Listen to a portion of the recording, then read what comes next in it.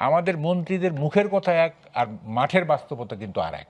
Facebook খুললে আপনি কোনো না কোনো একটা মন খারাপ করা মব বা মন খারাপ করা দৃশ্য দেখতে পারবেন। আদালতে মব হয়েছে, আদালতে বোমা ফাটছে, ধর্ষণের মামলা করছে বলে তার বাবাকে খুন করে কুপিয়ে মেরে ফেলা হয়েছে, ইউনোর পদত্যাগের দাবিতে ইউনো অফিসে মব হয়েছে। আমার অভ্যন্তরীণ সংকটের সাথে রাজনৈতিক সংকটটার কোনো সমন্বয় বা সম্পৃক্ততা বলছি আগে একটু সাপ্লিমেন্ট করে নিই ওনার কথাটা।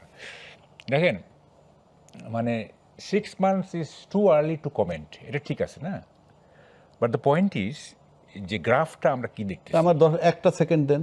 যদি 6 মান্থ খুব আর্লি হয়ে যায় তাহলে আপনি আমার একটু ক্লারিফাই করবেন কখন থেকে আমরা কাউন্ট করব যেটা ম্যাচিউর টাইম? বলছি আমি। দেখেন, হানিমুন পিরিয়ডটা কি? হানিমুন পিরিয়ডটা হচ্ছে any venture, be it marriage or anything, মানে যতক্ষণ না পর্যন্ত ক্রিটিক্যাল ভিউজ আসতেছে ততক্ষণ পর্যন্ত এটা হানিমুন পিরিয়ড, ঠিক আছে? বিয়েতেও বা যে কোনো জায়গায়। তো আমরা ক্রিটিক্যাল ভিউজ দেওয়া শুরু করব। হ্যাঁ, দেখেন গ্রাফটা আমরা দেখব। আমি কি প্রথম রাউন্ডে বললাম যে তাল গাছের আগায় উঠতে গেলে কোনো শর্টকাট রাস্তা নাই। ওকে ফাইন, কোনো শর্টকাট নাই, কিন্তু ব্যাপারটা যদি এরকম হয় যে তৈলাক্ত বাসে আপনার বানরের বেয়ে উঠা যদি হয়, মানে 2 ফুট উঠে আবার যদি 1 ফুট নেমে যায়, অথবা 2 ফুট উঠে তৈলাক্ত বাস যেহেতু নেমে যায়, তাইলে কিন্তু ডেস্টিনেশনে যাওয়া কঠিন হয়ে যাবে। এবং দেখেন, এই যে কেন বলতেছি কথাগুলো, গ্রাফটার কথা কেন বলতেছি, গ্রাফটা কিন্তু নিম্নগামী, গ্রাফটা ঊর্ধ্বগামী না। গ্রাফটা যদি ঊর্ধ্বগামী হইতো তাইলে I won't mind, okay fine, gradually হচ্ছে না। এখন কি গ্র্যাজুয়ালি ডাউনওয়ার্ড না গ্র্যাজুয়ালি আপওয়ার্ড, সেটা আমরা দেখি। যেমন ধরেন মব, না মব, আপনার স্বরাষ্ট্রমন্ত্রী একদম প্রথম দিকে বললেন no mob, no more mob, ওকে।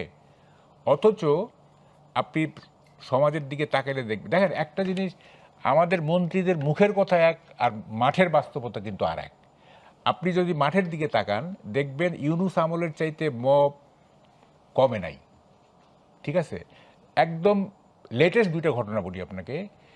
কিশোরগঞ্জে আপনার একটা কনসার্টের আয়োজন করা হয়েছিল, এবং আপনার যে মানে ইসলামিস্টরা বা অথবা জেহাদিরা তারা ডিসিকে কমপ্লেন করার পরে এই কনসার্ট বন্ধ করে দেওয়া হয়েছে। আপনি কি শুনতেছেন? খুবই কিন্তু একটা বার্নিং কোশ্চেন। কনসার্ট বন্ধ করে দেওয়া হয়েছে থ্রেট করার পরে।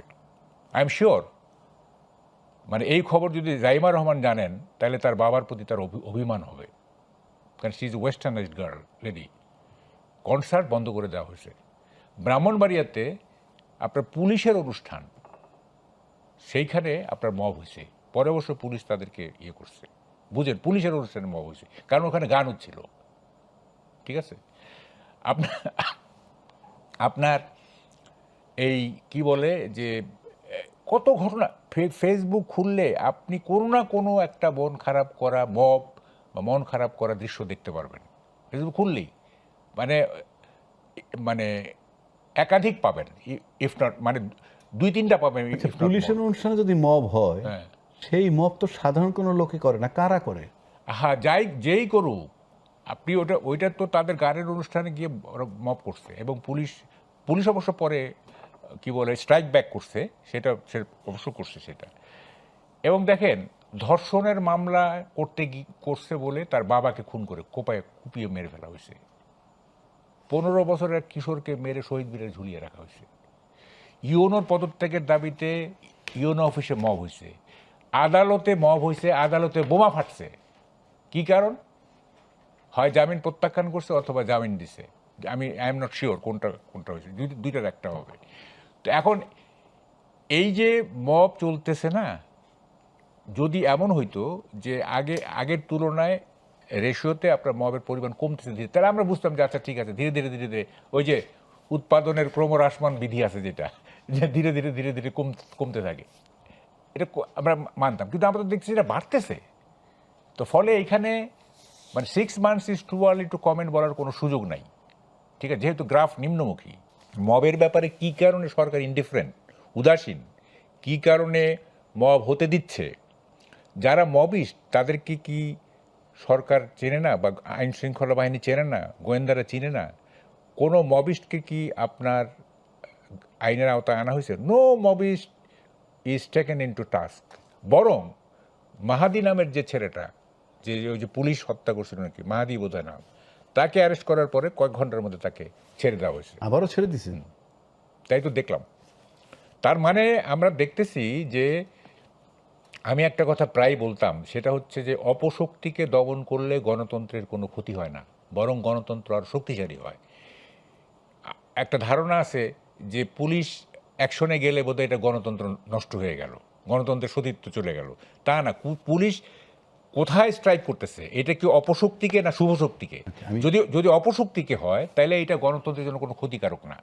এখন আমরা দেখতেছি যে সবাইকে আমরা চিনি, কে কে কি করতেছে না করতেছে আমরা চিনি, কিন্তু কাউকে আইনের আওতায় আনা হচ্ছে না। তার মানেটা কি? মানেটা কি এই যে ওই যে মানে গ্রাম দেশে একটা কথা আছে যে আল্লাহর ষাঁড় ছেড়ে দিছি, ষাঁড়, হ্যাঁ, আমি